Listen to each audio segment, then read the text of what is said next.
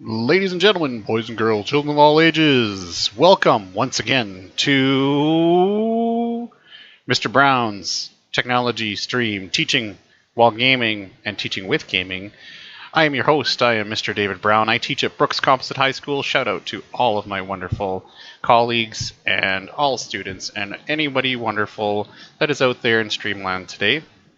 Today, I'm really excited for stream today, and as you can see in the background, we're going to play some of my favorite games of all time.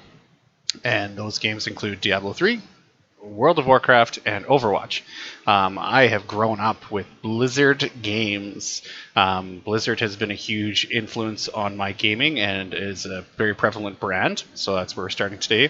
We've got things flipped. Usually I end with business, and today I'm starting with my business topic for my business technology students. We talk a little bit about marketing in that class, so we're going to start a little bit about, and we're going to go into deeper in terms of businesses and how businesses run a little bit, some corporate structure maybe. Probably not too deep, so if you're like, oh god, this sounds boring, don't worry about it. Not going to be huge, not going to be a big deal. But we are going to talk a little bit about the rise and fall and potential rise, hopefully, of Blizzard, and well, now known as Activision Blizzard. Blizzard Entertainment started out a long time ago, and they didn't even start out as Blizzard. You can research their history on Wikipedia. But I jumped into Blizzard games way back with a game called Rock and Roll Racing. So yeah, if you have no idea what that is, again, Wikipedia, but that's where their journey began, was a game with Rock and Roll Racing.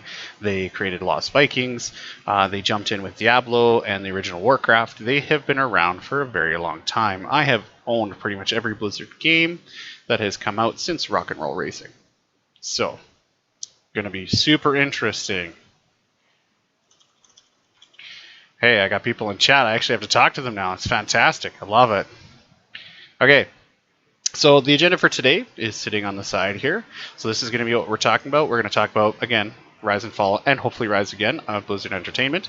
We're going to weave in our business early. Then we're going to talk about modeling. I'm going to import a very crude, very crude model into Unity, and we can discuss a little bit how it's used. We're not going to go super in depth. A lot of it is I'm still working on my modeling technique. It's a class that I recently picked up at Brooks Composite High School, so I'm really excited to learn more myself and then build some of my skill sets and put it into some of the skill sets that I already have, such as game development. So that's going to be modeling round 2, because we were going to talk about it last week, but we didn't really get to it. The last piece is massive multiplayer online games. They could have probably just stayed with multiplayer, because most multiplayer games now are massive. Most people now can look at Warzone. So Call of Duty Warzone is definitely a multiplayer game, and it's pretty massive, but it's not considered an MMO. It's just a large multiplayer game. So I think the tagline needs to go away, but we're going to play World of Warcraft. It's an MMO I've been playing since it has come out. So it came out a very long time ago. I'm trying to remember how long ago that sucker came out. I think it is 15th or 16th anniversary, so it's been out a long time. So I'm pretty excited to showcase that. I've been playing that game for a very long time, but I'm excited to talk about some of the technical aspects of it. Usually when we play games, we don't think about these technical aspects, and I've been fortunate now to learn a whole bunch of technology things and understand a little bit of the background stuff regarding massive multiplayer games. So I'm pretty pumped up for this. All right, without further ado, once again, I am Mr. David Brown. I teach at Brooks Composite High School, and we're going to start playing some Diablo 3, and this leans very well into our topics of the day. Let's get started. All right. I'm going to talk about the moving targets thing in a little bit, because what we're looking at here is a Necromancer character, Diablo 3. It's part of one of the expansion pieces that hooked onto Diablo 3 Reaper of Souls. And, of course, I sucked into it because, like I said, I own basically everything Blizzard. I have been to BlizzCon as well. Great time, highly recommend. Won't be happening this year, which is sad. But what I am doing is I'm on the public test realm. And if you're not sure what public test realm is, that's going to be a kind of community event where people can jump in and they can play. I don't want to interrupt the story. And die. The story's so good. What dies and rots will then. Sorry, story. if you want to learn more, you can go play the game. You got to go buy the game. Story is fantastic. And this one, what is interesting, like I was just mentioning, is it's the public test realm. And so anyone can jump in and test a soon to be released piece of the puzzle. And that comes with some opportunity cost. So in this scenario, you are inviting the public, anybody, me, technology teacher. I can jump in and play. I can test out features and provide feedback, which is kind of nice, but it does have its ups and downs. So we're going to play through here, and the big thing too is public test realms typically don't have very good servers behind them, because why would they? Like right now, my latency usually is around 60 to 70 milliseconds. I'm sitting around 200. So you can tell right here, connection is different. While in this one, it's a much more unique scenario too. Okay. Obviously some violence in this, so my apologies for not giving you the disclaimer beforehand. But in this scenario, that is far less than what the Diablo franchise used to have. So if you're like, whoa, that thing just exploded, that's crazy, I don't know what's happening here. So don't worry, it's probably not even near what it used to be. The sound effects are actually worse than the actual game itself at this point. One thing you'll notice if you are a former Diablo player and haven't played a lot of Diablo 3, the differences between your Diablo franchise is we've got a limited skill set that falls a little bit into Diablo 2-ish, where you can kind of hotkey a skill set, but you can only have so many. So this is the little bit of Diablo 3 as well, is that instead of your traditional quest thing, you've got little events, which has been kind of nice. It's a little more dynamic. As you can see, the difficulty is not so super high to start if you are the veteran action RPG. Thank you for opening the gate, sir. Okay, so this is the one thing though. There's a lot of controversy. Hubbubaloo is where I was going to go, but there was a lot behind Diablo 3 of like how it transformed the Diablo franchise. And that's where I'm gonna bring in connected communities to this one. We can talk about moving targets in a bit, but we'll talk about connected communities here. This is where having so much public opinion can transform something for the good, but also the vocal minority can win their way in certain things. The original Diablo 3 before the Reaper of Souls expansion came out was real bad. The company was looking to make a little extra dollars, so they had a auction house where you can buy and sell things for gold, but also for real money. And therein lies the controversy, right? And now part of connected communities was because there were public forums and people shared their opinion. A lot of that stuff got reverted into the Reaper of Souls expansion, which was pretty huge because it kind of evened the game a little bit. There's still a lot of stuff behind it that needs to be fixed, but it definitely provided some assistance in that. So there's a pro for connected communities. Connected communities and having the ability to discuss certain things about a game with a game developer, I think is very important these days, because traditionally, when I was growing up, I couldn't email or post on a public forum about the original Warcraft saying, hey, orcs are overpowered. We can't play with orcs. Orcs are way too overpowered. We don't have that conversation. So now we can have that conversation. And I really hope developers pay attention to something as small as this. But in this scenario, realistically, we run into the fact that sometimes there's too much discourse between them. Discord link is not working. I'll fix it later. So that scenario, it was fixed earlier. It might have got turned off. Something may have happened in the background. I wasn't having a lot of people joining, so I haven't been monitoring it as close as I probably should. Poor administration. There, see? In that scenario, public discourse, it's important. Did you survive the falling star? I did. I came back here to watch out. The wounded are turning. So many zombies. So many zombies. So that's the big thing. So there is definitely positives to public discourse. So that's really important. So I like that. But again, there is also lots of negatives. And in the fact of there is opportunity for the vocal minority. So people who are really opinionated and passionate. So don't discount passion. Passion is wonderful. But if developers buy into passion, the problem is that sometimes things change and it's not for the betterment of the game, it's just to shut people up. I have to give Blizzard props. They're pretty good at sticking to their guns. The issue is they stick to their guns with good ideas or bad ideas. You do have to trust who your designers are, and I understand that, but at the same point, you also have to understand that you need really smart people to in order to sift passion away from actual logic. And World of Warcraft is in really good space with this right now, and I'm going to talk a bit more about that later, where they're in their alpha phase of their Shadowlands expansion, and they're inviting a lot of community feedback, lots and lots of community feedback.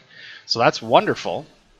I just hope they take it, because what's happening now through the kind of evolution of community connection is we've gone from people who are not saying anything because it can't, to people starting to say things and getting some things changed, to lots of people whining and complaining about things because they can, and so they'll complain about anything and they'll just everything's trash and I'm going to stop playing. To the evolution where now we have community leaders in certain circumstances that are providing opportunities, and they're providing very clear and concise feedback, very logical feedback. And so that's really important. And so that's a really nice big thing that you can bring into students, is how do you provide feedback appropriately? We always do a lot of peer assessment in our classrooms, right? So is a public forum not a perfect opportunity for them to get on and provide some of their passion, but also understanding they have to temper that passion, saying that they like something, but if you like something too much, that's a problem. So that's pretty interesting. Community connection has been very fascinating adventure for me. So, hanging out with Decker Cade's house. This is the neat thing about Diablo 3 is if you're a long-time Diablo player, there's little things just that you know of. I've always liked the game. I think the game is in a unique state where it's evolved from an element of single-playerness that you beat the storyline, and that's kind of that. And that's kind of nice. I like just playing through a storyline. But now, the one thing that they have done very well is tailoring the content so that player choice, and that's a huge thing. To me, that's ultimate, and we see that in classrooms too as educators, for both teachers and students alike. You guys really like choice, right? And so developers, and I think that's where connected communities come in, is understanding player choice and allowing players to choose. And that segues very well, very, very well, into moving targets. So I'm trying to move through things a little bit faster today because, hey, I want to play a little bit more than I usually do. And discuss kind of just fun things about the game. I love the games we're going to play. Like I said, I love these games. I complain about them all the time. If you discuss these games with me outside, I have a variety of opinions, but I have to admit these are games that just are really near and dear to me, and are games that I enjoy playing. So that'll be definitely something that we have going forward.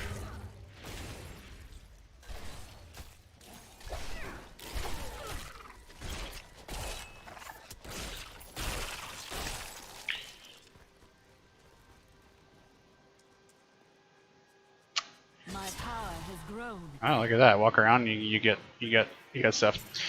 Moving targets. Moving targets is a very crucial thing. Target markets is something we discuss all the time in marketing. it's probably one of the most crucial components. We talk all about the 4Ps. The 4Ps of marketing. And if you're not in the loop, it's product, place, price, and promotion are the 4Ps of marketing. I love teaching marketing and talking about marketing because it's completely changed my purchasing decisions. Taking a business degree and understanding how businesses work, it's really changed the way I think about things. And in that situation,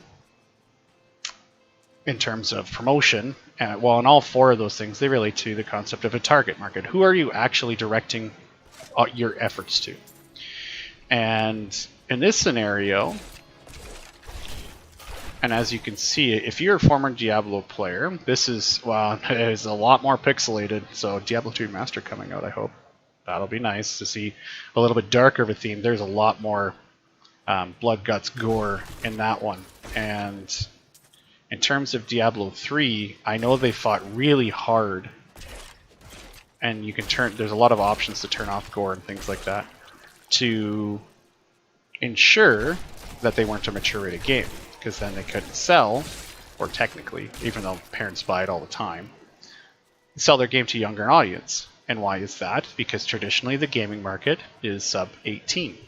That's your biggest gaming market, is your teens. What developers are discovering, this is not a normal thing for Diablo. It's really cool though. That's one of the seasonal things that they're doing. So each big patch, what they do is they add now a unique little feature, and that one was one of them. So you get these elements thing. They have to work on the graphics for it. Oh boy, the models for that is awful. So we'll definitely work on that.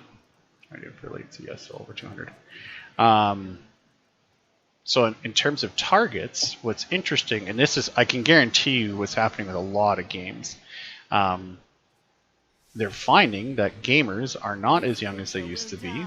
It's not traditionally now the kind of 13, 14, 15, 16, and then 17, 18. Things obviously become less complicated when they're that much older. Stay out of that stuff. So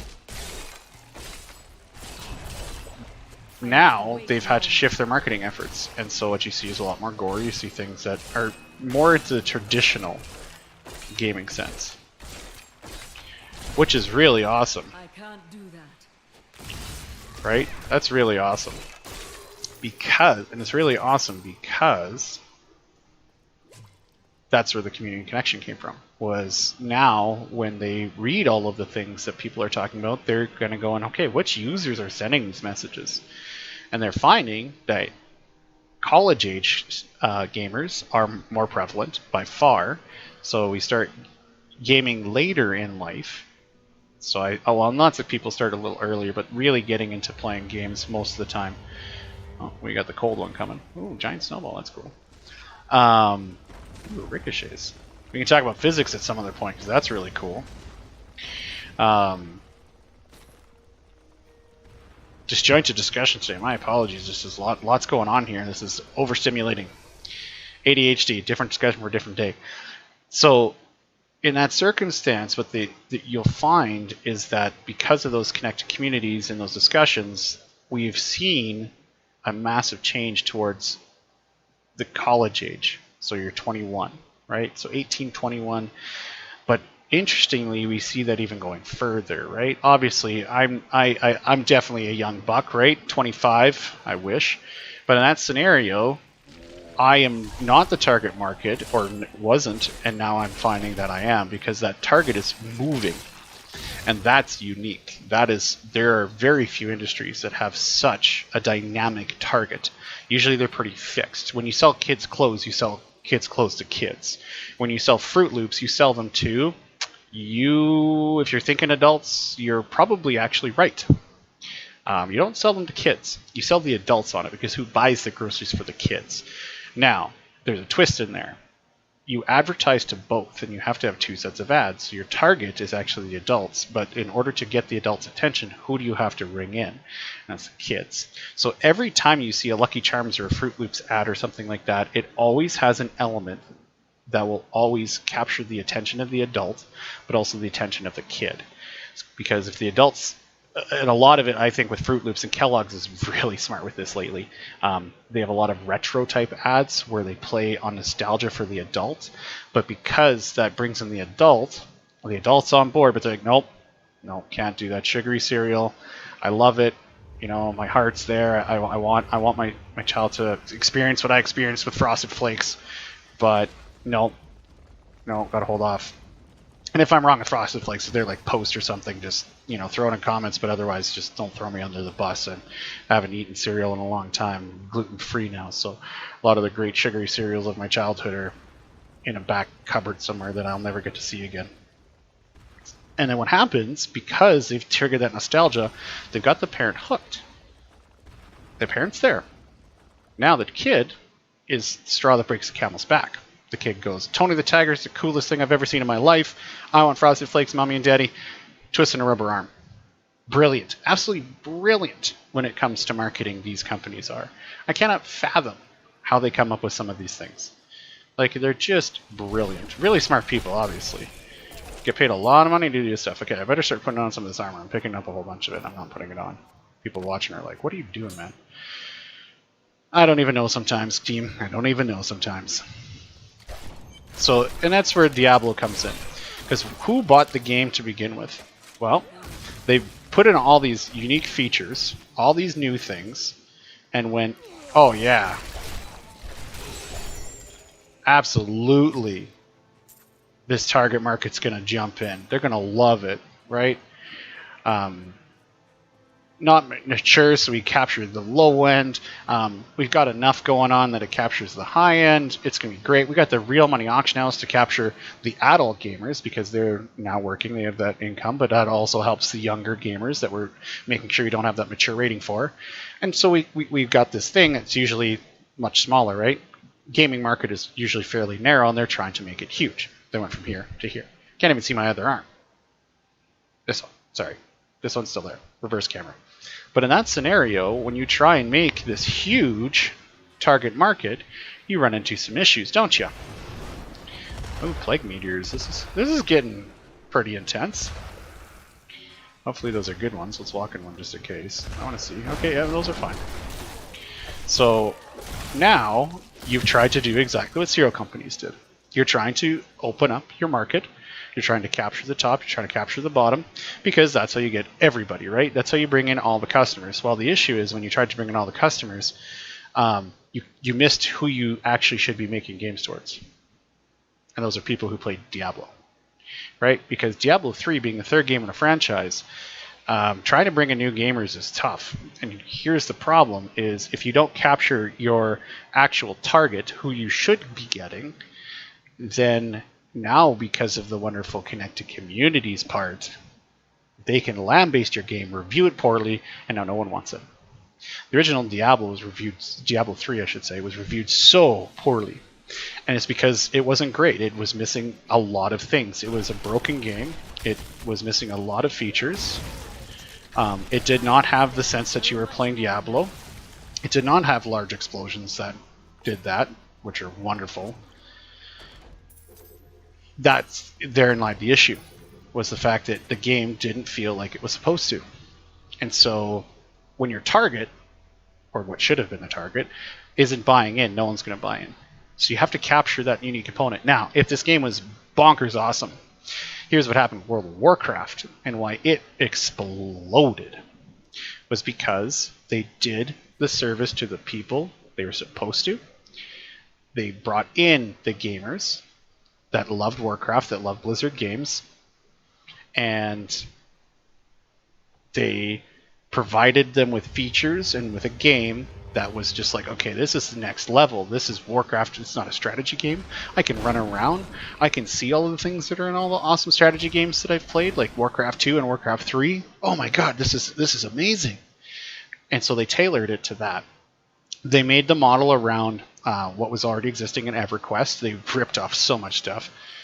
So, no, I shouldn't say ripped off. They utilized ideas that were already part of the genre of MMOs at that time, and they did it just better. And what can you do? It's just like Apple right now. It's one of the things where they're now trying to compete in their in certain markets, especially like phone market. Let's say they're probably one of the top, if not the top. I haven't looked at the pie charts recently in terms of market share, but in that competition now, right? They're now trying to make sure that they got their target, their focus group. And so that's, I guess, another thing is maybe that's where, well, and the terminology might be there. I'm taking a marketing class in forever, is where now target markets are much broader, where now they have to get that focus piece so that their target, their actual goal is met, so they can pull new people in, and then it can scaffold out and ripple. And actually, I see that a lot now, so maybe the terminology, maybe people are thinking about this, so yay. Probably just catching up to something that's been out there for years, so oops. So in that scenario, that's where you have to really watch your target and really understand who are you making your product for. So anyone who's doing a startup business, or anyone who's making their own game or wants to do all of these things, or become a streamer, right? If you want to just do what I'm doing right now, you need to understand who your audience is. My audience is my students from my class, because this is their opportunity to learn some of the stuff, and I get to discuss some of the stuff with them. But I also really would like other educators to come in and learn a little bit of stuff and enjoy my pastime and understand gaming a little bit, because I think that's important, is that games, again, and I talk about this on every stream so far, I've literally even watched any recording, I talk about this, is games have so much to offer to our students. They need to be in our schools and utilized as extracurricular programs. And the reason for it is because we capture a populace of students, our target, and we allow them opportunities that maybe they wouldn't either get at home, or they're getting too much of it at home, and now we can provide some healthier context to it. We can actually then structure something that is super awesome and super fun, and those people who play games, maybe they don't have anything other extracurricular that they do. Maybe they're an extra talented gamer that just needs a platform to run with. We need to provide those opportunities. Why aren't we providing those opportunities? Is a question I continually ask. I don't know, maybe I'll get in trouble for continuing asking that question, but I really feel it's important for students to have opportunities in all realms, and games can be one of them, right? You mitigate the violence, you discuss it, you have conversations, and I think that's what's missing, is having conversation.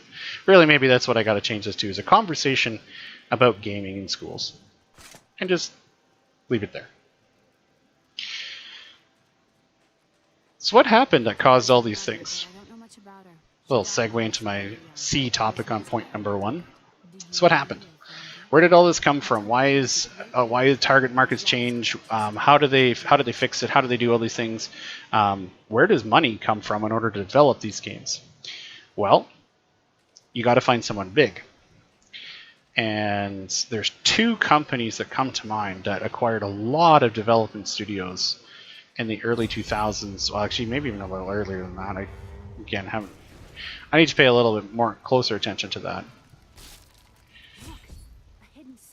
Oh my god, Adria's hut. I walked right in. When I first started playing this game, it took me probably much longer than I would want to admit on an internet forum that I needed to walk through here. Because to me, this looks like a broken wall. I can't walk in there. And then I clicked inside and I randomly walked inside. So there's 2 companies that were big publishers, and they were actually fairly good gaming studios on their own right, and they were doing a lot of good things, and they had grown up along the way of a lot of video game systems, actually tons that I grew up with. But they wanted to grow, as every company does. They wanted to make sure that they explored all avenues for revenue, which every company wants to do that. So in that scenario, we have Activision and we have Blizzard. And Activision isn't even the top dog. There's a deeper route, but we'll just stick with Activision. You guys can Google all this stuff later for the real deep background story of all of this. So Activision acquired Blizzard.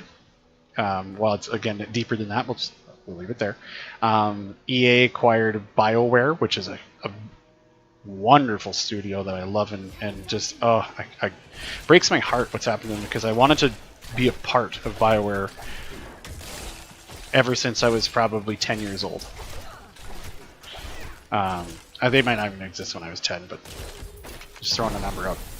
But in this scenario, I really wanted to develop for BioWare. Why? Because they were Canadian. There were very few Canadian companies, developers at the time, and they were based out of Edmonton, Alberta, which wasn't far from where I grew up.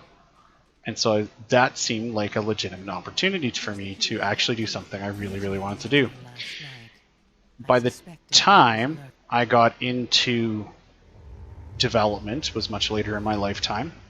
I did a lot of other things before becoming a developer.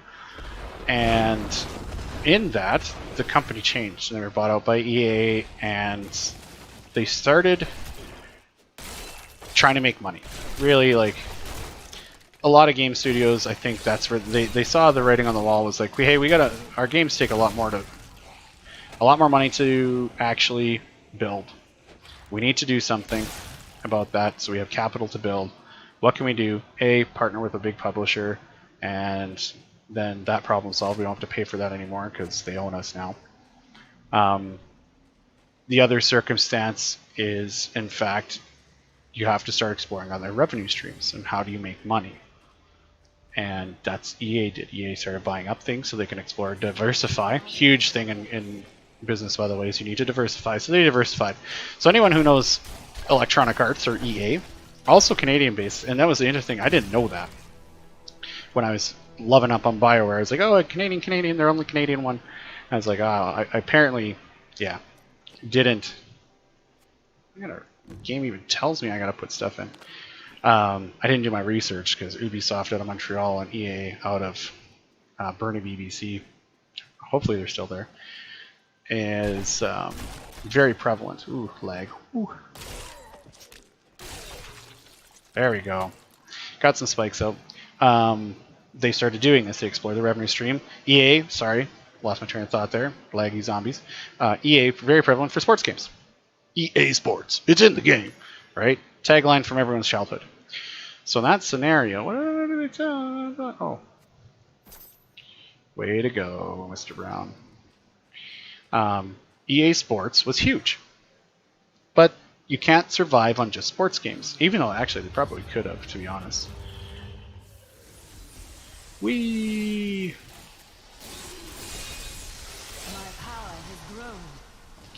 Alright, these little seasonal effects are interesting. See what happens. Alright. I'll talk about ruins because I want to talk about some of the game now.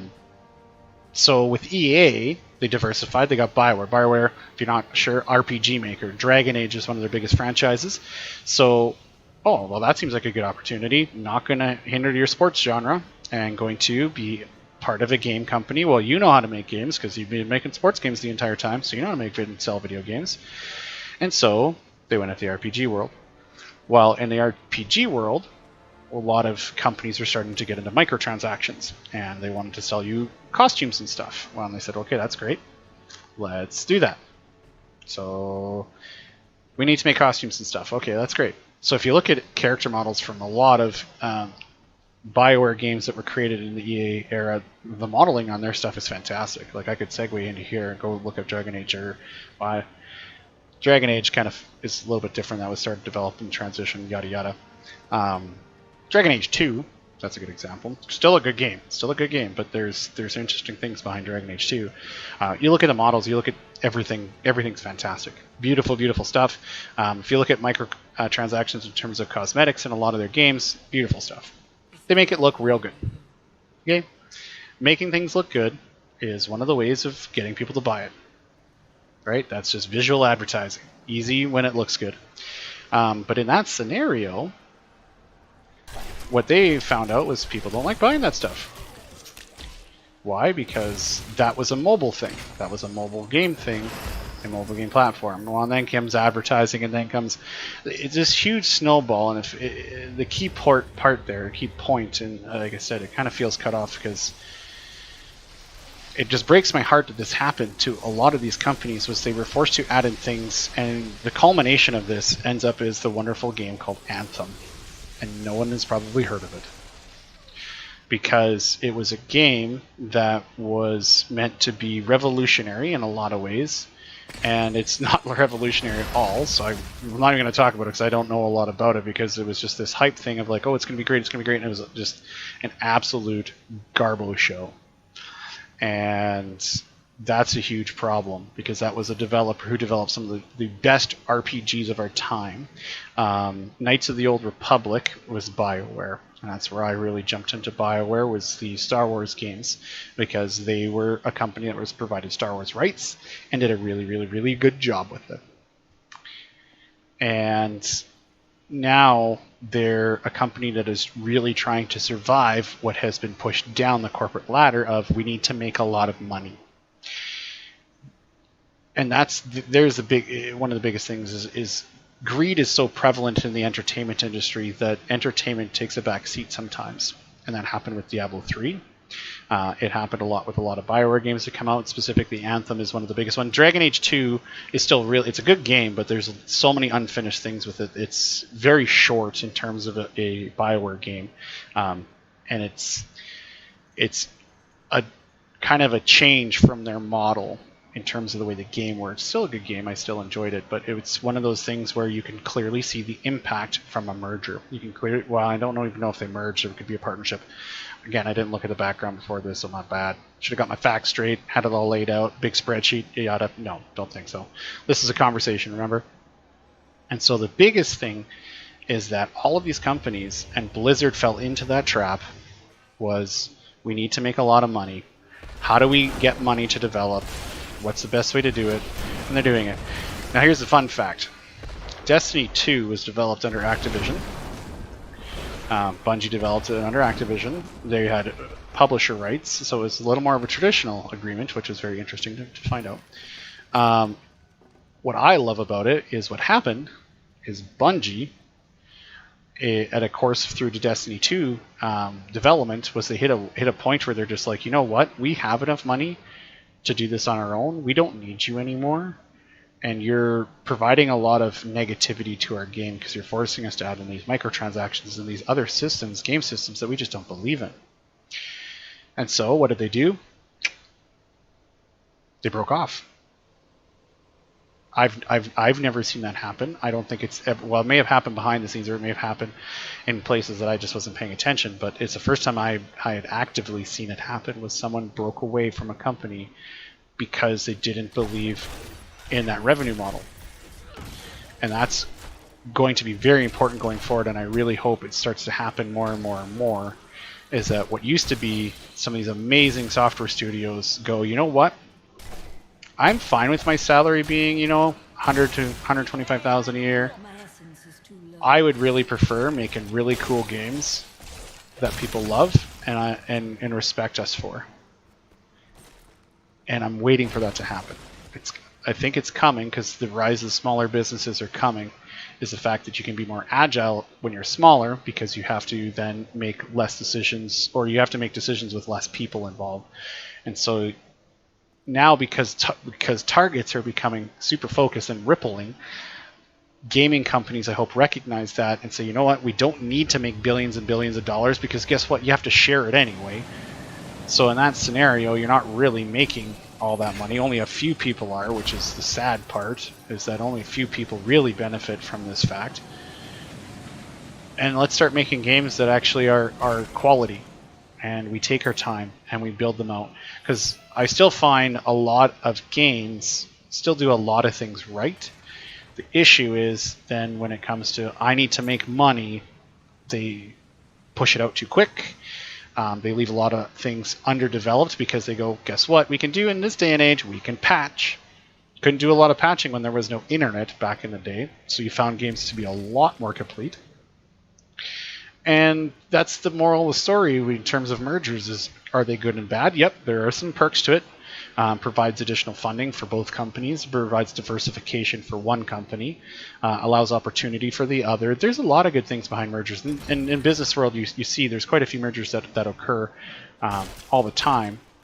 They're much bigger now because it takes a lot more money to actually collect capital to do some of these things. And there's a lot more to it. but in terms of it, there is benefit. So there's a corporate structure little piece for you today. So that's cool. But in this scenario, in this day and age, I think companies are going to be starting to shrink. A part of it is COVID. COVID is going to have a very unique impact to corporate structure. But businesses are finding agility is going to be king. And when you find that agility is king, you have to figure out what are the best ways to do that. And when you hear a company is millions of people or hundreds of thousands of people, it's very hard to be agile, right? And same with certain products, like games, it's becoming easier because you can patch the things, but it shouldn't be patching for the sake of fixing problems. It should be patching in terms of enhancing your content, because you can, right? You can have development cycles where you can start to stagger out things a little bit better. That was really funny, the skeletons getting dragged by the whirlwind. Interesting. So there's the business section. It's a little disjointed, but it's, again, a big passion point of mine. Maybe that's where it's coming from. A lot of it is the fact that I love Blizzard, and I really hope they get back on track to where they were, because they made some of the best games that were ever created. The Diablo series, the Warcraft series, and StarCraft. StarCraft is something that I won't be playing, mainly because I haven't played it in a long time. The other piece is it's not up to date or anything for me. Like I have no expansions or anything, so wouldn't be that good of experience for me and for you guys. So there's the spiel. Now let's play some Diablo. All right, let's do this with my little dagger. Actually, let's change over here. Let's get that scythe on. Let's get that heart on. Boom.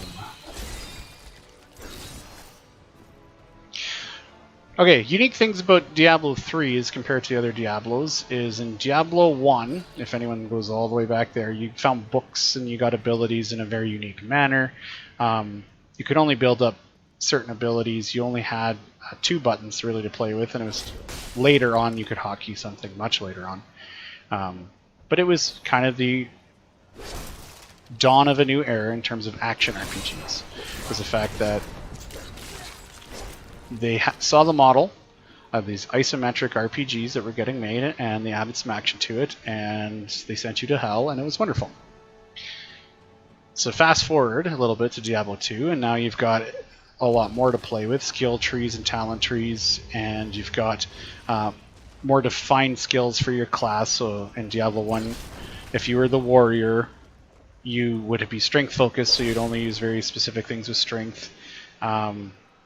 You would obviously wear plate armor, those types of things. So it was something where, wow, it was just cheating galore. Man, that game was easy to cheat on. So that was a big thing. And then as Diablo 2 progressed, again, here's another thing. Legendary.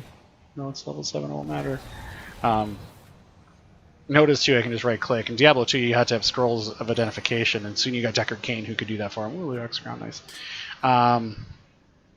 So with that scenario, Diablo 2 with a talent tree, and Diablo 3 came along and they took a model that was beautiful. I like the hotbar model. I don't mind this. This was something that works into your a little bit MMOs, but a little bit of your MOBAs, your League of Legends. Piece is kind of like this, where you've got just a few abilities. Guild Wars 1 was the one that really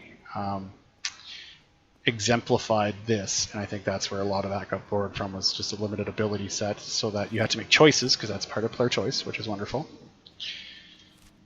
So that's cool.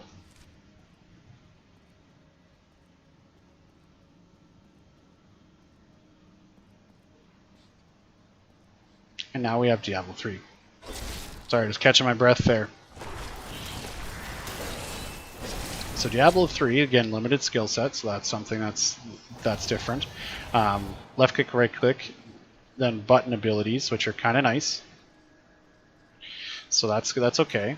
You get different abilities now at different levels, which is a lot like the talent trees. So that's okay, because you kind of, and it's like, well, I kind of like it because it's over time you just get more powerful, and that should be the way it should feel in an RPG. Is that as my character gets more experience and levels up and gets statistics, they end up doing this, right? They end up getting more powerful, getting new abilities, because they're getting better at what they do. That's what we see in life, so that makes perfect sense there, doesn't it? So that's a key component. So I like that system. But then you have these things that change the skill. And these things that change the skill are neat. They're very interesting. So with Grim Scythe, which is this ability right here, it's one that we see swinging. A little latency there, that's okay. What you'll notice is that I can have this execution ruin. And so ruins came a little bit, well, I don't know if they were later in Diablo 2 or right away. I played it so long ago into depth that I can't remember some of the things. But runes empowered certain things, and that was important. So they have that little bit there, but you can only have one active at a time, which is fine, whatever. So you kind of pick your best thing. Well, the hard thing, well, it's not hard from a developer standpoint, is now what makes Skeleton Archer better than Singularity? Right? What makes life support better than contamination? And so you don't really have choice here. You kind of find what will allow yourself to play the game the best, and that's what you roll with. And that's not fun. It's not fun for anybody. Oh my goodness, story point. Oh, minions, stay back. Back. May this wet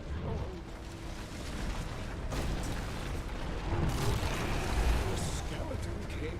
The power of the fallen star awakened me, and soon all will suffer as I have suffered. Gods, bring me his bones.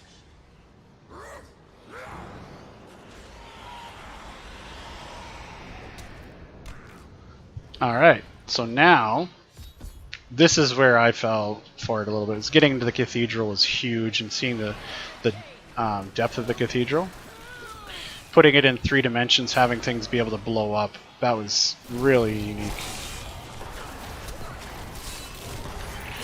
So I loved that when I first got here. And then you meet Deckard Cain, which is a huge character in Diablo lore. And this is a big thing. Maybe I could have put this as a topic, is story.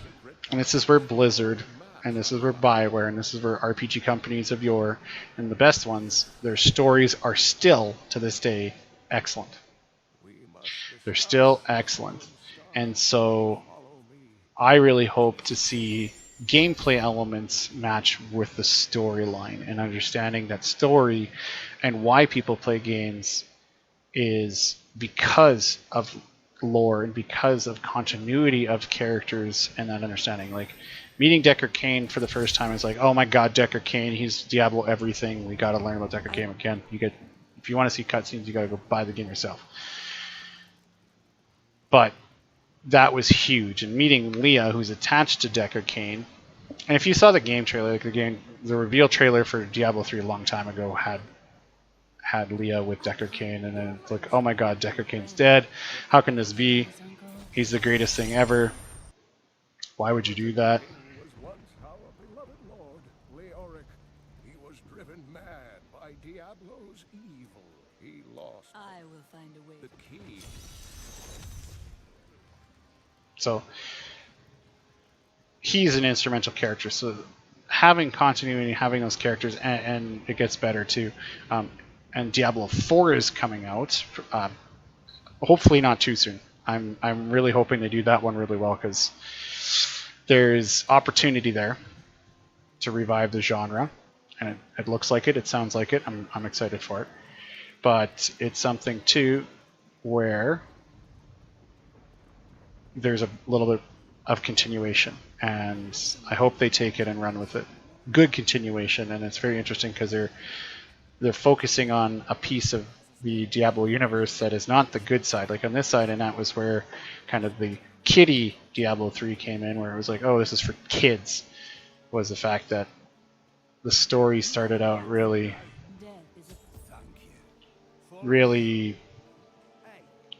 not like you would expect in Diablo. It gets better. It gets much better. I think that was the biggest thing, is that when people played through it, they went, they didn't focus on the real good things of it, of the storyline. And I think that was the biggest thing, is I like the story. And then when you're done the story, the problem is you want to keep playing. Well, the only way to keep playing now is not higher difficulties and bigger challenge. It's now portals in which you have a never-ending scenarios to run through. And it's okay. I do admit, I don't know. So Path of Exile came out with a map system. Map system was very well received. So Diablo made the Rift system. The Rift system is the map system. The map system is still far superior, which is why I continue to play Path of Exile more than I play Diablo 3. I jump on here every season to just check out the new season and level a character and see what's going on. Right? See these cool affixes now? This one's not nearly as good as ones that I've seen in the past, so.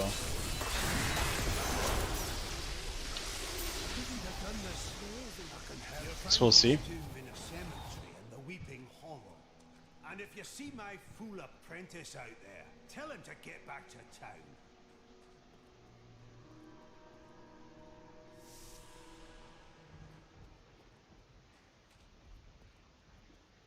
All right, so we've done our good deed for the town of Tristram, New Tristram. Old Tristram has got dominated. And now we can walk out into the wilderness. So fairly reminiscent of Diablo 2, except now you're kind of chunked with gates, which is fine. One of the unique things, and I'll talk about this when I do my MMOs and networking craziness, is the fact that most games now have a required internet connection, and that's to make sure that you own the game.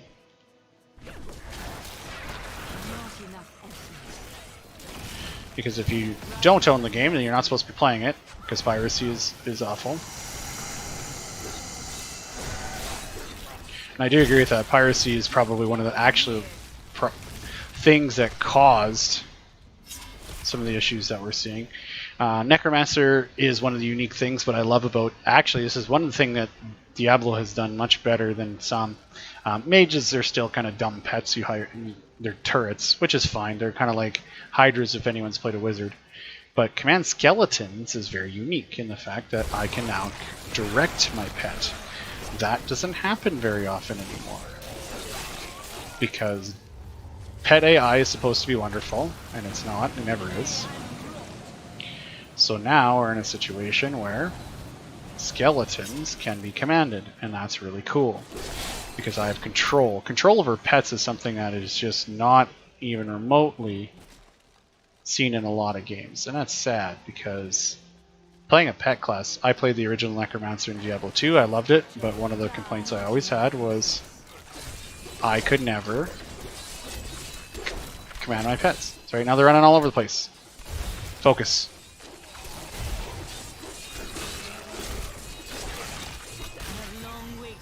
So, yay, look at me, level 10. Woo woo! If I were to play this game for real, I'd probably be about level 30 by now. Goblins. Goblins is a unique little thing. Goblins is something I enjoy from the loot dynamic. So, I like Path of Exile because you're always getting huge amounts of loot, so that's a ton of fun. So that's really cool. But I do like the fact that I can command my skeletons in this game. That's really unique. Passive skills. Those from Diablo 2 world, not anything that different here, but realistically now they're all separated instead of part of your talent tree. So we can do that, that's fine. So that's not a big deal. But this is pretty much all I got for Diablo 3. Diablo 3 is wonderful. I really wanted to talk about it because the PTR came up, so that's where I decided I'm going to go for it first. I'm glad I brought up the story piece. That was something I wanted to put in. That's huge cross-curricular for our educators out here, is in terms of writing stories, in terms of writing, we can tie in gaming to our writing pieces, right? Fictional stories still showcase talented writing or the ability to write correctly. And I think fictional pieces is something that we don't see enough of. you could also provide something, maybe a game review. Like, there's opportunities to put games and things, and I just don't think they're not ever discouraged. I don't think there's a lot of educators that say no, you can't write about that game. I just think they're not encouraged, and it's part of it is maybe that's teacher interest and pastime. It's a big piece of that puzzle, but I think that some of it is that teachers definitely infuse their own passions. And I do think there are some very talented educators, especially in our building, that actually really try to get student feedback of what they enjoy. But I think we can just do a little bit better of a job incorporating some more traditional pastimes. It's like, oh, you're into trucks, you should write about trucks. I really like video games. But you like trucks, you should write about trucks. Well, let them write about video games. Let them play video games. Let them walk around. Let them do this. Create a video where they're walking around on a stream saying, okay, this is what I think about this with the story. This is this. Have them do a critical analytical piece with that. They could talk about it. Doesn't have to be their biggest assignment in it, but bring them into the ability to analyze and construct thoughts in a way that they would like to. I think that would be really important. I love this because it gives me ideas for what I want to do with my students as I progress and into next year, where we might have to do things a little bit differently. So this is a good place to exit Diablo 3 and move on to our next topic.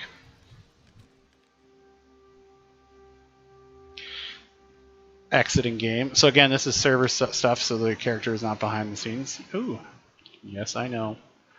Thank you. Okay. Oh, they got all the extras. Look at this.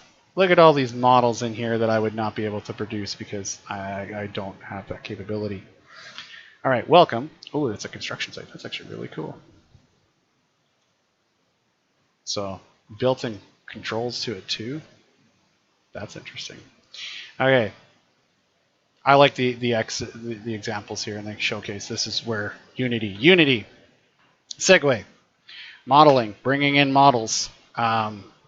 So in this scenario, welcome back to Unity. This is what I use for my game development class. I love Unity as a development tool, mainly because C# is a really easy scripting language to work with.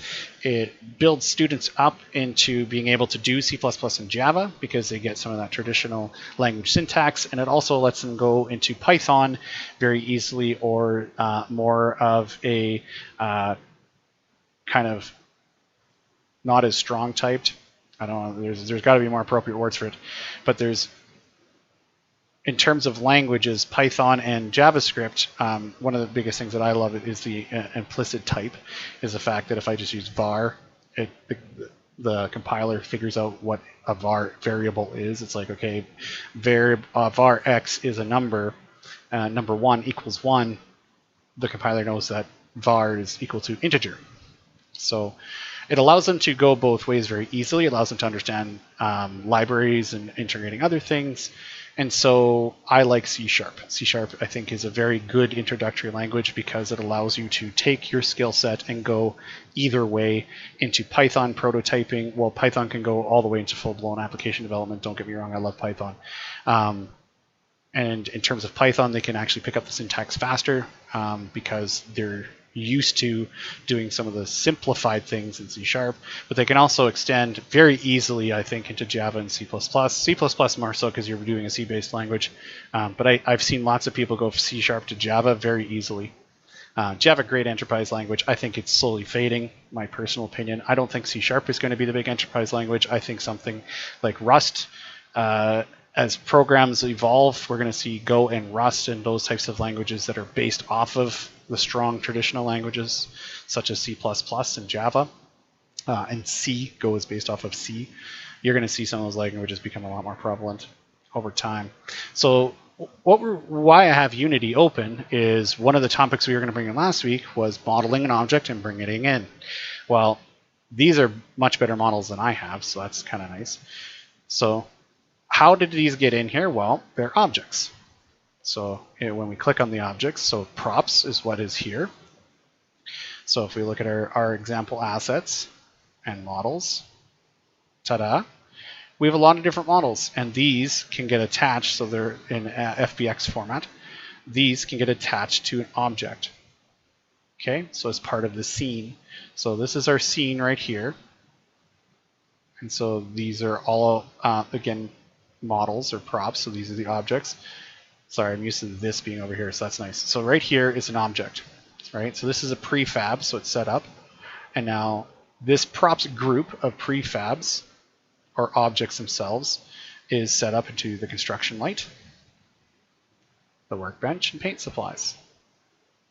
So the worktop set itself is set up with a drywall panel, ground, OSB panel, stud frame, stud pile. So imagine if you're a construction teacher and you can't actually work with your students right now, what could you do? Well, if you have something like this set up and you can have an interactive building thing, you could walk through with them. That'd be where you'd have to find a developer that would create this scene, add in the capability for a student to be there and the teacher to connect, so it'd have to be a multiplayer piece, and you can walk them through doing a lot of things virtually. This would be a really cool VR thing, and it actually might be a VR setup, so that's kind of cool. Okay, so again, prefabs as props, so this is a group, and here's your objects. Okay, so that's kind of cool there. Right. So there's the construction lights. There's a lighting piece to it. So there's a lot of different things on here. Unity has changed so much since I've done it, so I'm not even going to go into some of the facets of it. But right there, you've got everything. So let's take a look at scripts. So there's simple scripts. There's a camera control. So that's a perfect camera control. So if you are curious about how to maneuver or change in the set transform, so there's a lot of really good stuff in the built-in stuff. I highly recommend going into it. So get input translation. Oh, okay, that's cool. So Unity sample code did it the way that I did it before, so I'm happy about that. Yay me. Go me. So that's exciting. Okay, so there's the set. Now how do we get something of ours in there? Well, what if we use Blender? Yay, I love Blender. As you can tell, I'm definitely in needing a lot of work. So this is something I was working on this morning. I was just tinkering around, putting some shapes together, learning how to use the knife tool, learning how to put the shapes together. I was trying to sculpt it and it didn't work out very well, and I know why now, but added some horns. So this is our school logo. This is the Brooks Buffalo. And so part of our logo, I tried to make it 3D, and I got the basics of what would be, I guess, maybe a skeleton of it. It's kind of awful, but that shouldn't be a problem. So I made this. Bunch of spheres, bunch of cubes, cut the cubes. Again, it was a learning experience. I got a lot to learn, as you can see. Not the best modeler yet. Now, how do I get this into Unity? And here's the beauty of Unity. I love you, Unity. Okay, we got this. I got this. We're going to go, I'm going to put it in the models folder because that would be the smartest thing to do. So let's pull that back up. And bloop. Copied over. Hey, look. There it is. There is my really ugly buffalo. But in this piece, I actually got, so it pulled in everything from Blender. And now this is why Blender is one of my programs of choice, is because in this scenario, I just took my blend file, this file that I had saved, and just dropped it literally right into here, and it actually goes through and processes it. Because Unity has now a very strong built-in connection with Blender. And so that's going to be a crucial thing going forward. So how do you get your model in? Make it in Blender. You can make it in other programs too, and it converts it just fine. I've used Maya before. I actually enjoyed Maya. I found it very easy to use. Blender is free, so that's nice. Those of you that have educational licensing, teachers, you can get some 3D stuff through Maya. So you can pull them right in. I was like, hey, how easy is this now? Super easy. You don't have to worry about exporting. You don't have to worry about particular formats. Drag and drop does the rest. So sorry, this was kind of this is a little bit of a downer for me when I was prepping for stream. I was like, okay, I got to make sure I got this. I got to try and sculpt it perfectly. I got to make sure it can interact. I was like, well, wait a sec. What we're going to talk about is just getting it in there. Okay, how do we get it in there? I haven't done it in a while. Yeah, drag and drop. That's it. Oh boy. Now, how do we put really nice models into games? Let's do that. Let's do that. I think that's going to be more important. Let's play some Overwatch. We'll see what it looks like. I haven't played Overwatch in a while, but I really like, in terms of, you want to look at first-person character modeling, you want to look at something from a Blizzard standpoint, again, that does such a great job of building models. I can't wait. It's going to load. It says I'm playing it, but I'm not playing it. Sometimes things take a while. My computer... Oh, there you go. I have a really good computer. It's just sometimes things take a little while, right? It's where we check our phone and we respond to messages and we do all those things that we're supposed to do, right?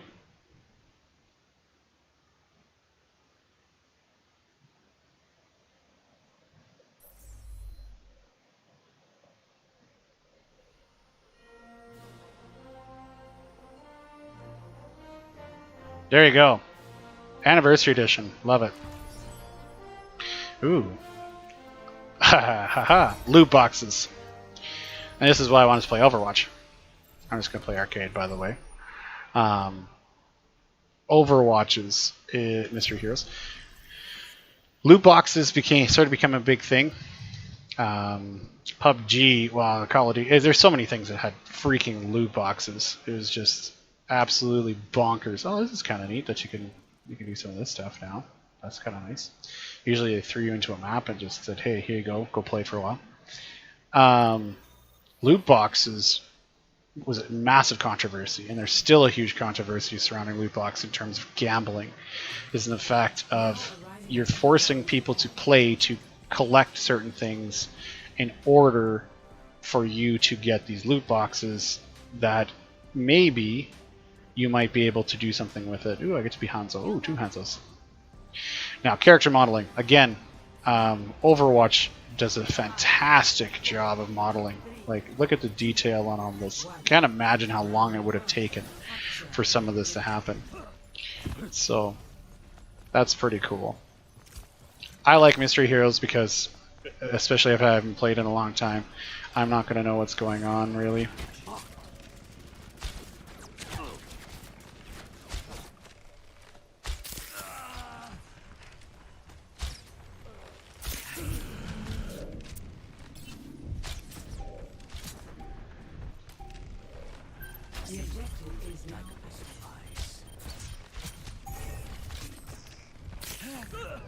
Ah, I knew this was going to happen. See, the crappy thing is our team could have actually took out that sniper, but it was good. They were focused on me and not on healing their team. Never stop fighting for what you believe. They also get a scope and I don't. I'm actually really surprised. I probably had to heal up a little bit, because I'm pretty sure I got them pretty good.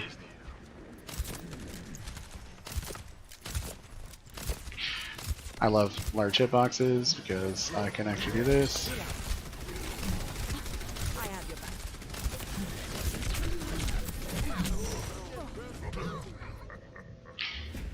Uh-oh. This is the problem with Mystery Heroes, is if you don't get the right set of teams. Ah, there we go. This will be helpful. No one ever said I was pro either. People are commenting, I can't see it right now, I have to wait for the next game.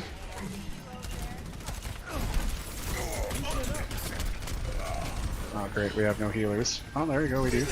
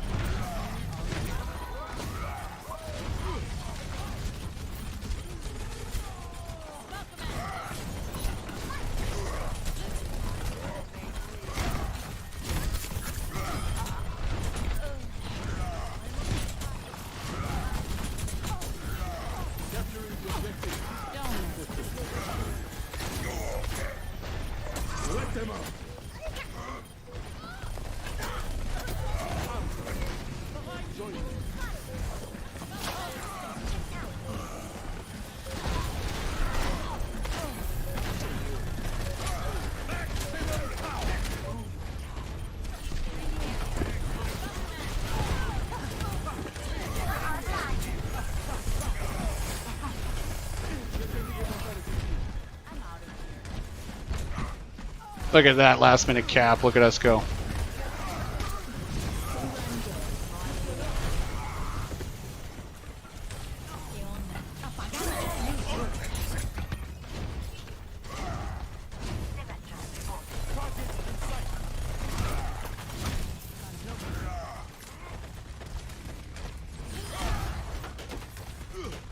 Woohoo!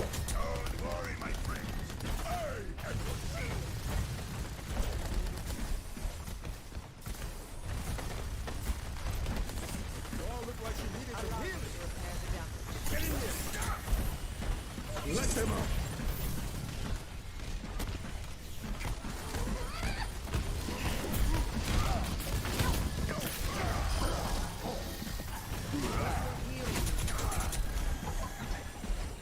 Dragon's fire consumes all.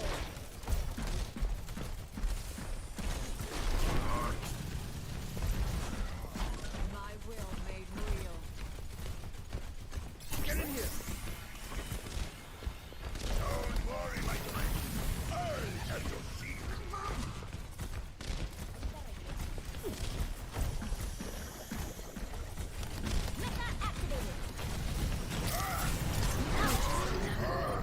That was a good sleep dart. And that just baited them hard.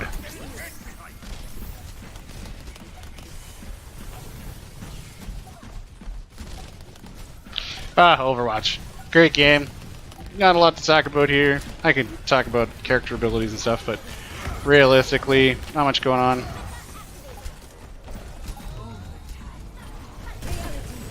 To my will.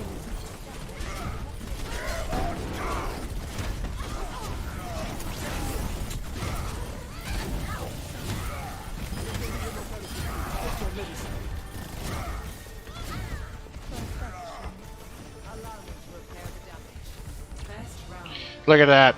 Look at that, folks. What? Was not due to me by any way, shape, or form, but hey, I had fun. I had a good time there. So, big thing, and the one thing I wanted to talk about Overwatch here has a lot to do with... Oh my god. There's like people talking in chat now because... That isn't the kind of happiness. What rank am I in Overwatch? Bronze 12. Yeah, I used to play competitively, kind of, sorta. I never really got ranked or anything.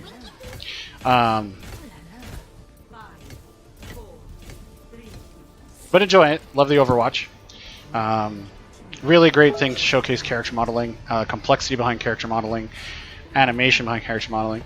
This is why, in terms of game projects, this is the one thing I learned when I was developing games, was art and all of this stuff takes the most time.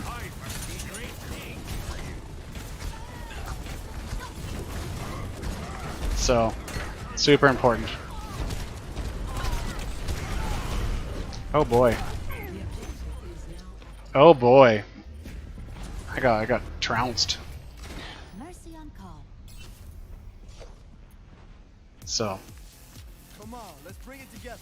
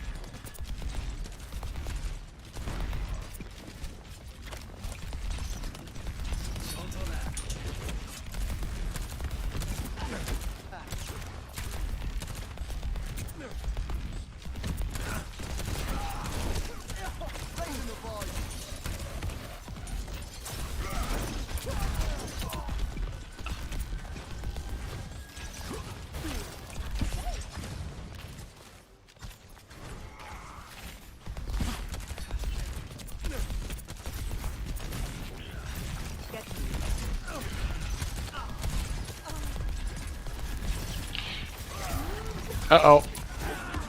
Push too far without my team. Wow, we didn't have any tanks. That's the trouble with mystery heroes, is you kind of have to take a chance on something. One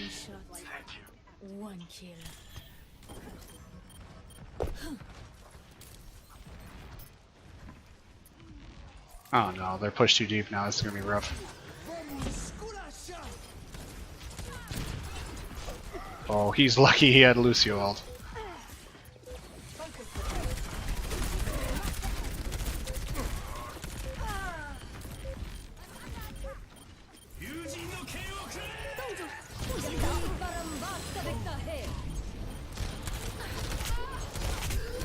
Oh, love that Symmetra barrier.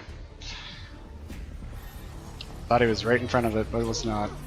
That was a good time. It's okay. Now we finally got a tank. Couldn't really use it, that's fine.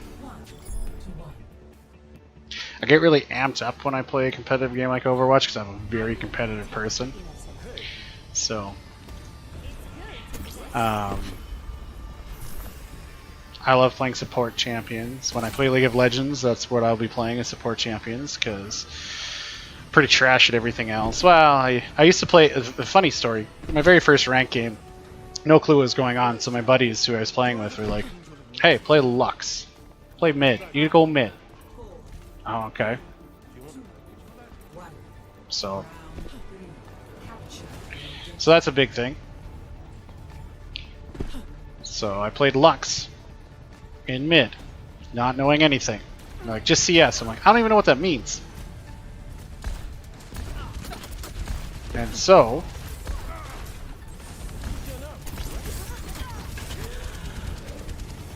I'm really glad these guys aren't that good because I should be dead by now.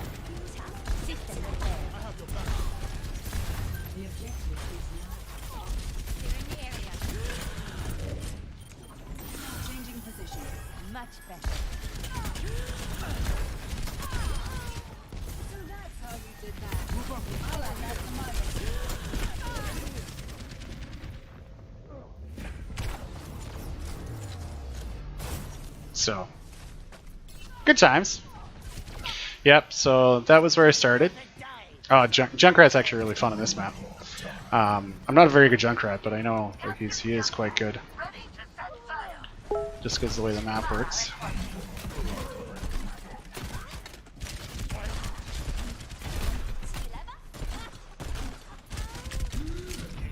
That soldier is a huge jerk. I don't like him.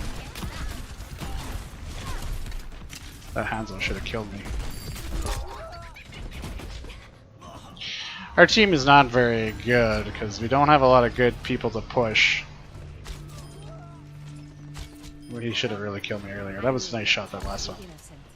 I want a champion that isn't absolute trash at this map. Or I'm bad at, because Junkrat I'm real bad at. See? Like that. So this is the problem, is that we need someone in the front. That was a lucky shot. He did not mean to shoot me. Alright, there you go.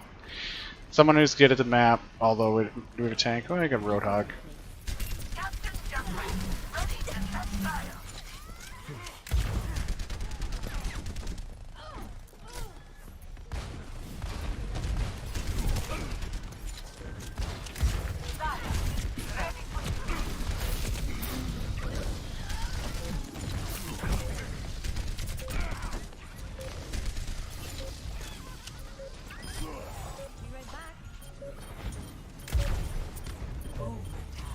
Okay, I got people on the plane. So hoping to heal up there a little bit, but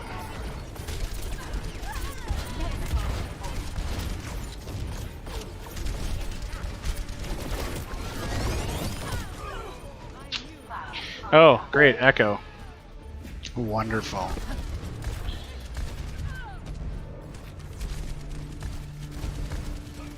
Yeah, so not the worst, definitely not the best though.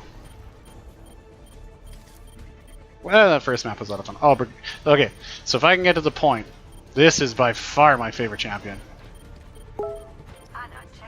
Go! I didn't know I had to use those. No. Oh, great. Teleporter went nowhere. Thanks, team. Yeah, I love Brigitte. Brigitte's, as soon as Brigitte came up, I loved it. Absolutely loved it. DPI not where it should be. I don't worry about that anymore. I used to worry about settings and stuff till I got too old to really care. So that was a nice shot. If he missed that shot, I would have been very upset with him. So that was a fun map. That was good. We're gonna jump into the last game here. Sorry I didn't get to play as much Overwatch. Maybe I'll jump back into it because WoW is not that good. I read the question. What's my DPI? Well, in terms of DPI, like I would prefer it to be around 800. Except the kind of setup I have, I can't use 600, 800 DPI because I don't have the ability to have the proper mousing mat. So I'd probably sit around 1200 DPI up to 1600 DPI. Which is comfortable, and part of it too, I should change it as much as possible, but we'll go from there. So people into the game. No, I am not accepting people into the game at this point in time. Oh, for the League of Legends stuff. Oh, you wait. We're gonna get all that stuff set up. Okay, we're gonna go into all that. I had lots of people ask me what's my rank, or what's the rank of other people. My rank is nothing. I haven't played competitive Overwatch for a long time. Actually, until it was like season 2. But I definitely will be doing fun stuff as we move forward. A lot of it is short and simple for now, but we will grow. We will definitely grow. There's a lot of awesome people in chat right now. Greatly appreciate. Love it all. Maybe we'll get back to Overwatch. We'll see. But our next topic is MMOs. Because in that circumstance, that's how we can talk about some networking stuff before we end stream today. So in that circumstance, that's good. It was good. That was nice. It was a nice break for my voice. Usually I talk for just about 2 hours straight. Overwatch is a ton of fun, and I'm really glad that brought out some people in chat. That means we'll definitely have to play it again. I like the game. Obviously, I am not nearly as talented as I need to be to stream the game, but that's fine. Welcome to the wonderful world of Warcraft. We're in its... there's too many expansions to count. 6th expansion? I don't know. This game's been out for a long time. And I'll play my warrior named Poppy. And if you play League of Legends, you should understand warrior... Small fox-looking thing, and I guess Yordles aren't foxes, but small thing. Poppy is one of my favorite champions. I love Poppy. I would play Poppy support just because I can. Actually, I played a ton of Poppy support before Poppy support was even a thing. So the reason I picked World of Warcraft and wanted to play it last and talk about networking with it is because it covers some of the basic stuff that we talk about in a class. And it starts off with the client-server relationship, understanding that you need a game client that connects to a server. When the MMO genre was popularized with World of Warcraft, but mainly EverQuest. EverQuest was freaking massive. Like, nobody knew. It was nuts. But it was the fact of that was one of the very first big programs, in my opinion, that had a client-server interaction in terms of gameplay. Multiplayer games are always a thing, and you could always do game servers, but this was one that brought a large group of people together onto one place, which is very taxing on computers, by the way. So I'm just killing random things. Oh, usually I have a quest to do those things. And so the wonderful World of Warcraft was born a long time ago through this client-server relationship. And that's one of the first topics we talk about in networking is understanding that you have something out there on a computer that needs to connect to another computer. And that's how the internet basically works in a nutshell. There's a lot more nuance behind it. Sorry, I shouldn't have said that. But the basics behind it is essentially your web browser is a client and you're connecting to a bunch of web servers. And so this is where I'm really hoping next year, and I was really hoping to start it this year, and there's a lot on my plate that got too big, but I'm so glad I got to stream for you guys about this, is because in class we can start exploring this and understanding games as you tie them into the networking component, getting that client-server relationship. Because games, you have to build the client side, and then you have to interact with servers and server objects. So right now, all of the input that I'm doing is on the client side, right? I'm doing everything on the client. This object is on the client side, but also it is connected to the server side. So this hulking plague bear is something that, in terms of, I'm sure lots of people have heard, especially for the group that I see on here, you guys, I know you know this, is bad net code. Bad net code means that it's not translating packets fast enough, and you get a lot of lag, and you get a lot of really big hitboxes that shouldn't be big hitboxes. I get frustrated with Overwatch sometimes because Overwatch's net code, sometimes there's little gaps in it, very clear gaps in it, where things seem to hit you where there's no way it could have hit you. It's actually gotten better. I'll give it that. It's definitely gotten better. But that hulking plague bear that I just took down, that exists on the server side as well as an object. So the client showcases, the server's always talking to and updating, saying, okay, you're here, you're in this instance of a map, you're in this place, and this place I'm in is Western Plaguelands. And now, as I attack it, so the client talks to it, I'm going to charge in, so the client talks to it, and now there's a communication happening based on how much health it has through the object. So this is the code that established a relationship, and now that relationship is over, and so there should be connection terminated there. And now this should be client side, so it told what it would have on its for loot, and I get to pick that up. And it's only for me, because that relationship was established with me. They've done a really good job. I'd say Blizzard has really done a good job. And you can tell they've learned a lot over time in terms of expanding on their netcode of how to establish relationships with multiple things with the same object. So like if there are other characters around, and right now it's middle of the afternoon, it should be deader than a doornail. This server picks up every now and again. I'm started a new character because there's a huge experience buff, so I'm just trying to play one of the new races, which is a Valpyrian Fox. So you can see my little foxy fox. Character modeling, again, super awesome. I'm really hoping that by the time I'm done streaming for the school year, that I have the capability of modeling something appropriate and rigging it so that we can take a look at it. New ability, Battle Shout, yay. Let's put it over there. I got used to a lot of hotbars in my World of Warcraft days. Man, there's so much fewer abilities than there used to be. Holy jeepers. But one of the reasons why I wanted to pick this up, and the massive piece and going on behind the beyond the client server relationship and focusing on the server side, was I'm going to queue for a dungeon. Dungeons are instance spaces, so they are unique server spots that house a very specific amount of specific data, and for only a specific amount of people that can connect to it. But how do they do this, and how do they spawn them? And so what happens is, behind the scenes, when this group was formed, like that, maybe you didn't hear the snap of the fingers, like that, I'm going to put on my sword and shield, otherwise this will end very poorly for this entire group. We are now connected to a server, and how it does it is through virtualization and containering. Containers, I don't know if they're as prevalent, so that would be unique to find out. I'd really like to see that. I hate Margon Purple, by the way. It's not one of my favorites. This is not really fun. But in this scenario, we are now into a new server instance. Most people see servers and they go, oh, those are those real big things with lots of computing power.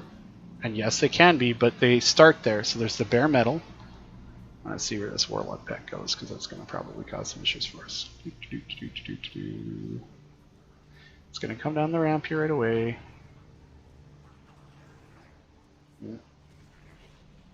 Something's happening. Yep, here they come.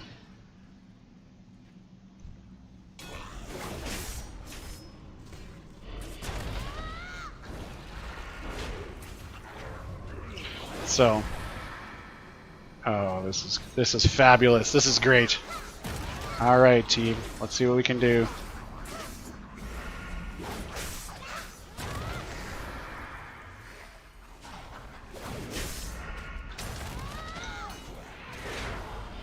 This is why I like the Warrior. Very mobile tank. A lot of fun to play. So in this scenario, a lot of client-server relationship. Ugh.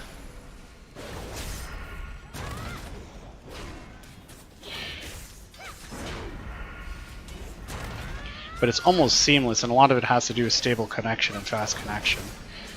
They've done a very good job on that. That's good. I saw Valorant come up. Has anyone been able to play it yet? I am intrigued, I have to say. I've heard it's got some of its own issues. But I would really like to have someone reach out to me and talk to me a little about Valorant. That would be fun. Because like I said, I do like Overwatch. I like to start on the ground floor, because when I suck, then everyone else is still learning too. And that would be nice.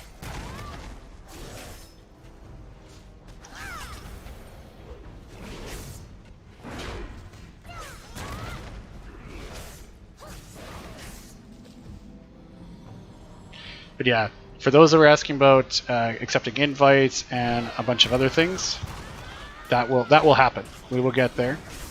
I'd like to kind of get in a groove of getting this all set up before I start. And a lot of it too is as we wind down, we're going to have less of the talky time and more of the play-y time.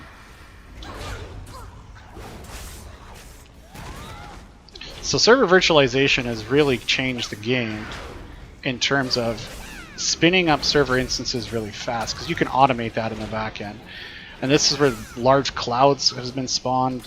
It's been fascinating to see the growth of a game like World of Warcraft as it translated into large business enterprise cloud infrastructure. Amazon, Google, all of that big data center stuff has spawned because of the demand for server instances. Well, one of those pieces that are in high demand, great Shadowstalker, one of those pieces in high demand is for games, like massively for games.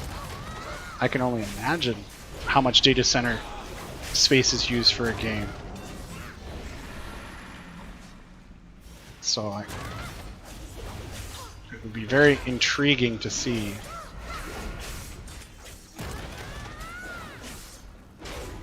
So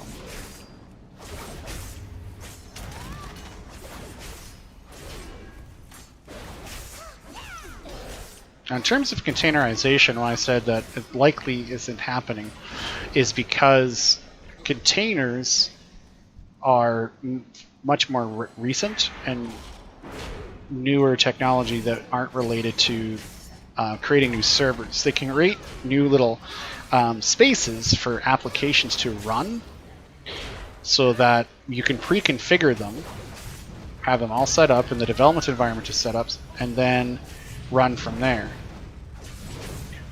And so anything, lots of enterprise applications, lots of sales apps and those types of things are beautiful for containers because you can set them up in a particular manner and then you don't have to worry about it. You can keep developing, you don't have to worry about legacy because the environment is set up.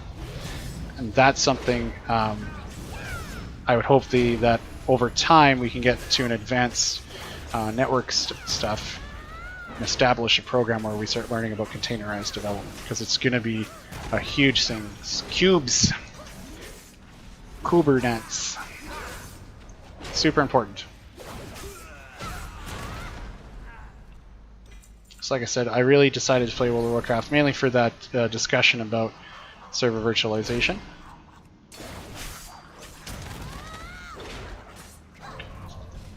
I was hoping to get a different dungeon. I was really not thinking about that. What do you do though? Warcraft PvP was something I played a lot of, and that's really where I got into competitive things like Overwatch and like League of Legends, was through World of Warcraft PvP. I was never very good.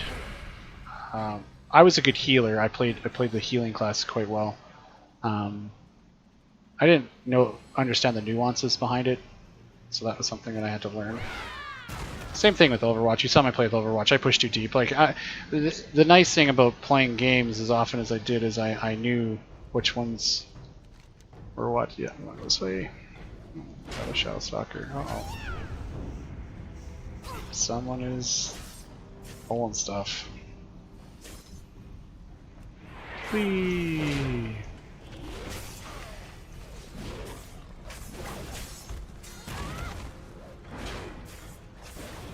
So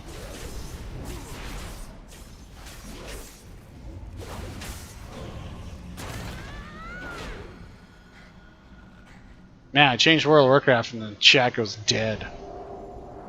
Because I actually started about talking about networking and not just about my trash Overwatch play. Actually, it wasn't that bad. I could have done a lot better. Like I said, now that I've played long enough, I know what my mistakes are. I should know how to fix them. I don't sometimes, mainly because I think need practice. I need an opportunity to practice. And I'm busy teaching you guys about networking and containers and virtualization, which is going to be super important.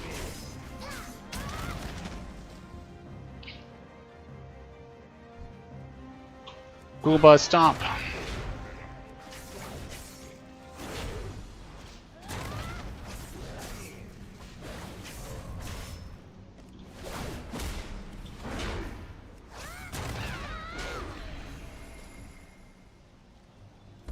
So this is a big thing. We've almost gotten through all the content of today.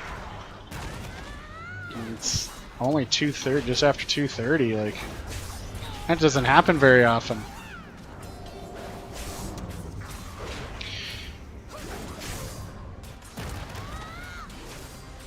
Well, and the last component too. Actually, I guess we can kind of talk about it.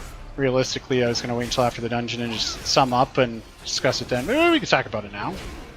You know, I've been playing this game so long, I don't even need to look at the keyboard anymore. I just hit random keys and off I go on the world of tanks. In terms of networks everywhere, and what that means is that it's all about connectivity, and it all starts with a pathway that starts from your internet service provider. I need a stable connection to my internet service provider, which provides a stable connection to Blizzard game servers. There is actually a lot of work that's done behind the scenes in regards to the connections between game providers and ISPs, of which you'll find out sometimes if there's issues with the online game, even like League of Legends.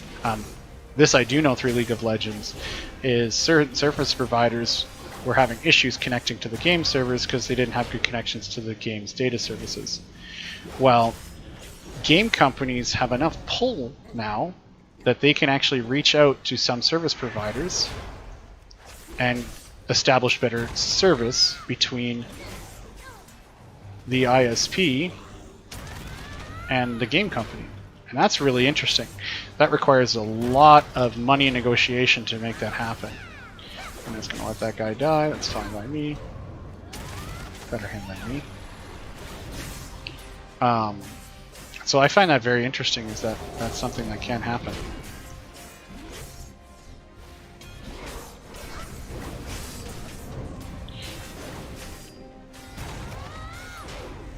So we've got that network connection in terms of ISP to ISP to connecting each other together, so that's kind of important.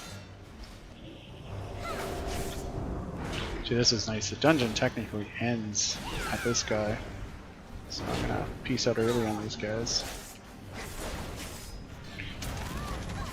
because I don't like this place.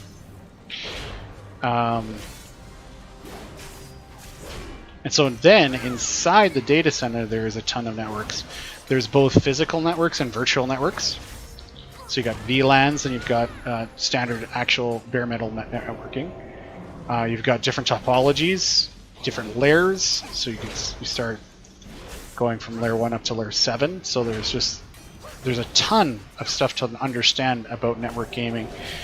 There's so much happening behind the scenes, and if you want to work in the world of games, you're going to have to understand networks.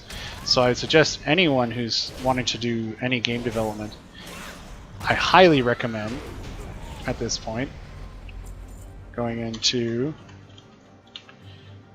networking as well. So taking both pieces, that's going to be super important, is because you need to understand what your code is doing, and that's how you create better net code. That's how that works, is making sure that you understand what the network is doing. Know that there's these different layers and I have to talk and translate between these different layers, because otherwise nobody really knows what's going on. And when no one knows what's going on, that causes a lot of problems, and that's where bad netcode happens. That's where lots of multiple patches happen in order to fix netcode, and I've seen games live and die by it. Heroes of the Storm is one it's a good example of well, it kind of fits on everything that we've been talking about today. Great modeling, really unique idea. Was trying to do the League of Legends and micro cosmetics and a whole bunch of stuff and a bunch of crap that bogged it down, made it just, it wasn't worth it. It wasn't worth it at all.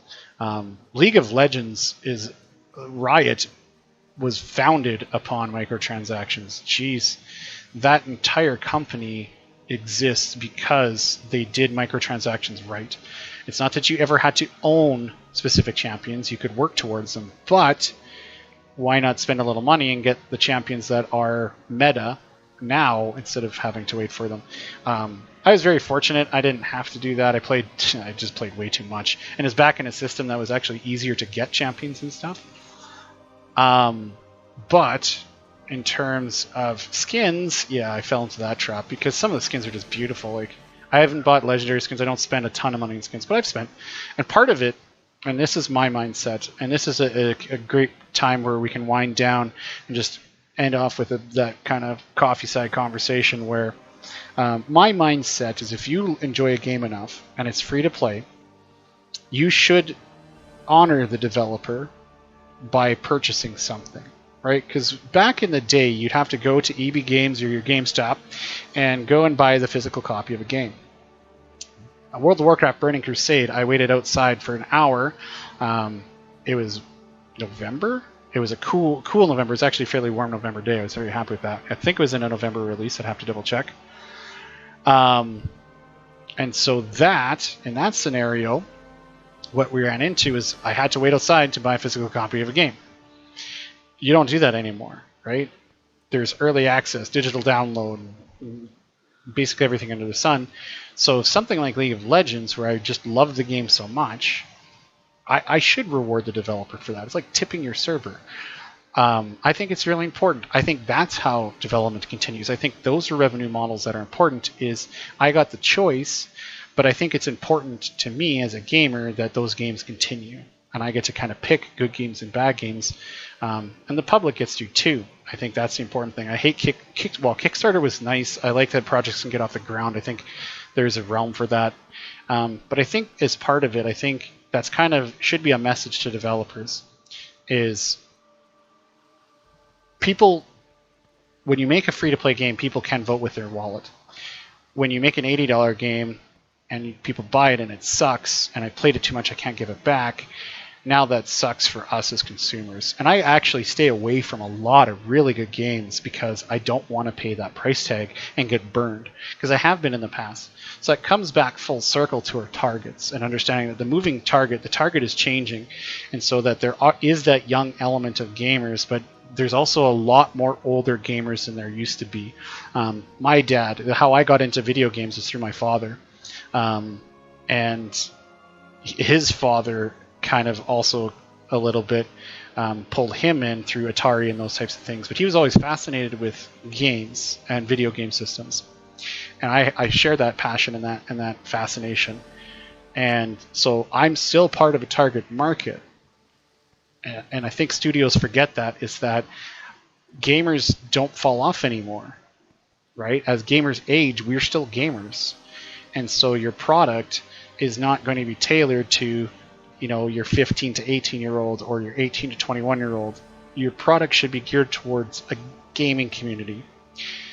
And that's why I wanted to really create the BCHS gaming community and state that we've got a lot of different people who play a lot of different games, right? And we can all band together and play those games and enjoy those games and critique those games in a manner that is obviously going to be something that's respectful. But it allows us to build a culture of connectivity, because that's the world of gaming, is we are all connected, whether it's good, bad, or otherwise. Sometimes gamers are always connected. I really would love for the toxic environment that we see in a lot of those games to go away. I think bullies are finding their way into internet sites or into especially games, because it's more of an acceptable thing for them to be part of a game. and it's something where their personality that would have existed in a classroom space or in a workplace, that personality comes full on in a gaming world because they're anonymous. And I think that sucks. I really wish that toxic gamers wouldn't exist. And I'll be the first to admit I'm not a toxic gamer, but I'm competitive, and there's a difference there too. Is understanding who's toxic versus competitive. Competition is something that I think everyone thrives in, and it's something that we just don't put enough people, or especially our gaming students, we don't give them those opportunities to be in a competitive scenario. We've got some very talented gamers and people I'd like to learn from, and it's not the violence in games that we're stopping on. And if we are, we need to get rid of that barrier, because we need to make sure we're having conversations about the fact that this isn't about the violence, it's about the teamwork, it's about leadership, it's about resiliency, it's about challenge, it's about overcoming obstacles. There's so much behind games that we are not allowing our students to participate in that we really need to, because I've showcased it now. This is, I believe, my 4th week streaming, that there's tons of education behind games. All you have to do, though, is have the conversation with people about it. Ladies and gentlemen, boys and girls, that is the perfect place to stop. You guys are wonderful. If you're from Brooks Composite High School, I miss you guys. If you're not, I probably miss you because I miss people. But it's great to be on here. I love streaming every Friday afternoon. This room at my office, I need better ventilation because this is ridiculous. Probably better sound and everything. I should get a whole studio set up if we got to go virtual next school year, so I can continue to do this, because it's been an incredibly enjoyable opportunity. If you have any comments, please put comments in the YouTube comments below. For the live video, I'd love to read them and hear your opinions on things as well. I don't discredit opinions, so please feel free to share. A lot of the stuff I put on here is through experience, through my educational background, my professional knowledge, and through the wonderful ability to keep playing games and love it. You guys are wonderful. I am Mr. David Brown signing off from Brooks Composite High School. Take care out there.